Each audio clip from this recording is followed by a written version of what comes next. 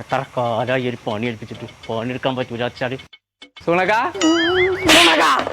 സുണക എത്ര കാലായി നമ്മളെ പെരപ്പണി പറഞ്ഞിട്ട് അതൊന്ന് കുടിയിരിക്കാ ജായിക്കോ 2 വാരത്തില് ഞാൻ വരാം. ഇത് വാരാന്ന് പറഞ്ഞിട്ട് എന്റെ വാർന്ന് മുടിയൊക്കെ പോയി. ഉங்க വീട്ടിൽ അളമാറെല്ലാം ഉണ്ടാക്കണല്ലേ, അത് മരം കൊണ്ടാണ് ഒരുപാട് ടൈം പിടിക്കാതെ.